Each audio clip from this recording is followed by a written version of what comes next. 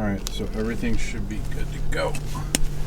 Alright, so hey, this is Joe Everson with Thumbprint Photography. I'm in my car, I'm on my way. As usual, I am starting the video in my car. It's just how I do it, and this is kind of where I start thinking about what's about to happen and all that.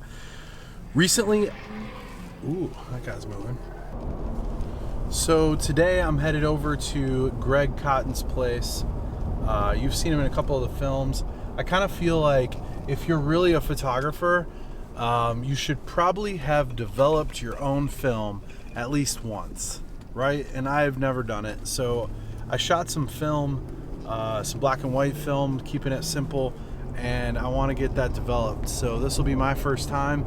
I'm really excited about doing it. I've never done it before, so uh-oh, almost out of gas. Maybe I won't get there.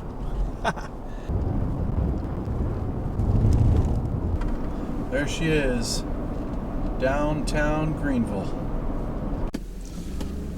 Man, it's like pulling up to a scary mansion. Right here is the Greg in his habitat. Not my habitat. Don't lie, Greg. Hair and makeup is his real jam. Yeah. This is what he does. To make the big bucks. That's where he ties him in the chair. There's probably still some blood stains in here. Ah! Oh, just kidding. There's hair everywhere though. Okay. Phew, that scared me. So that magnetic piece sits Right. sits in here. Sits there. With gloves on, you put this in here. Yeah, so when you put the magnetic thing on here, Oh, that's really nice. then you can, it's got little guides. Then you close it and then you take the magnet off and then it's in there tight. That's awesome. 20, regular 35. Yeah, so this will do two 35s at a time or one 120. You have to, Oh, gotcha. these are all adjustable. Staff only. Katie's makeup people don't come in my office. Well, don't you feel a little exposed when you're in? Oh, nice. Very nice. Yeah, I love my cat. You see, it's a cat mouse pad. You get it? So I the didn't mouse put that together. is smushing the cat's face. Like, screw you, cat. Screw you. That's brilliant. I'm sorry. So in the bag with gloves on, and you want to be careful not to obviously be grabbing the film too much. You want to Right. hold it at the sides.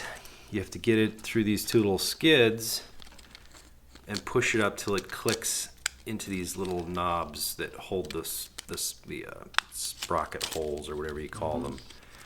And then once it's there in place, you just literally twist this thing back and forth, Oh, and it winds it up for you. and it'll wind the whole thing in layers. All right. All in the dark room. All inside this bag. Because you got this bag, you can actually do it with minimal light. You could in do the it room, with, or- this could be the middle of the day, we could be on the street with That's this very bag. cool.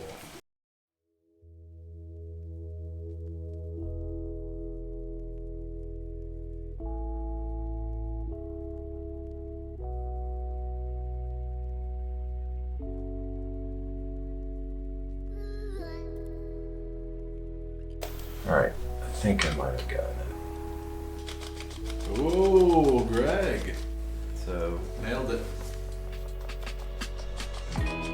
you feel a little bit of resistance, lets you know that you've done it correctly. Yeah. To the end, and then there's the spool. So you can You know have it to rip that off. Like, Oh, really? Okay. it's the little inside casing that's holding the film. The other spool, put it on there, cover. So it's safely in here now. Top, you take the film out. You don't know this is here, this is at the very end. So as you're getting that thing in the spool, Yep. this is the very last thing, and you just pull this off. I am so pumped about this right now. All right, so now we go to the kitchen. So hot water needs to go in here to warm this up. We're looking for 80. Usually takes like 3 minutes or so. So once this hits 80 degrees, takes a few minutes, you'll notice I've got some marks on the bottle. So this bottle's good for, they say, about between 18 and 20 rolls. The funny thing is when you first buy the bottle and the very first roll of film you do, it only takes 3 minutes to develop. But then they say every additional roll you have to add 15 seconds to that. So I make the marks on here, so I've developed 6 rolls. So this will be the 7th roll, so we need 7 times 15 added to the 3 minutes. I can't do math in my head right now. Yeah, we'll do that on a We'll do that off camera on a calculator. So it's going to be 4.5 minutes-ish to develop this. So by the time you're on the very last bit of film that this can develop before you throw it away, you'll be close to 8. We're almost there. So you're just dumping this whole thing straight in here. Top on. And make sure this gets on because you're going to start shaking it. Set timer for 4 minutes. Okay, 4 minutes and counting. So you have to agitate it the whole time. Probably a minute left. Minute 20. One thing it doesn't tell you is when you're agitating it, this top kind of sucks in because it's building up a little bit of a pressure in there. It's not much, but it's just enough that if you don't know it, when you go to take this lid off, if it's near your face, you're gonna get a little bit of chemical splash. Ooh, here we go. Got the funnel ready. So, Ooh, yeah. A lot of pressure there kind of built up. just enough to kind of spritz you a little bit if you're not paying attention. It looks like soap. Yep. So Nice. since it's reusable, we just pour it right back in here. Cool. And then we just wash it all off. And this is just stopping the process. Katie, you need to get over here and do some dishes. So for this, we'll use the little stick. So we don't need to put the cover on. So the stick just fits in there and then twists the whole. Okay, kind of Spool scrubbing it inside, over. yeah. Spinning it. How long do you do this process for? I've always done it 3 times for about a minute each, so another 3 minutes. You know, you just want to make sure it's fully clean. Yep. Just a tiny bit of color to the water. Yep. Put another mark on here so we remember. This is way more advanced than your axe system. Yeah, Look yeah. at this. Some clothespins and a nice hanger. That's all you need, and a hook. All right. Exciting moment here. There is foam on it. That's a good sign Yep, made it on the spool. that it was in there. Okay, So so exposures. you just want to try to get as much water off as you can.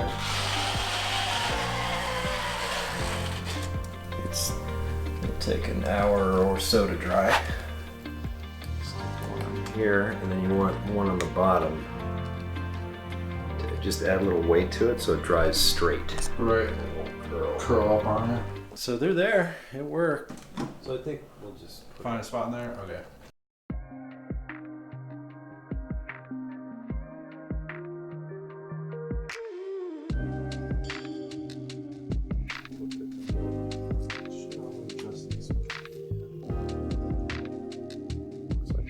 Trying not to touch the face of it, obviously, but I couldn't help it. I have to see some of these. Yeah.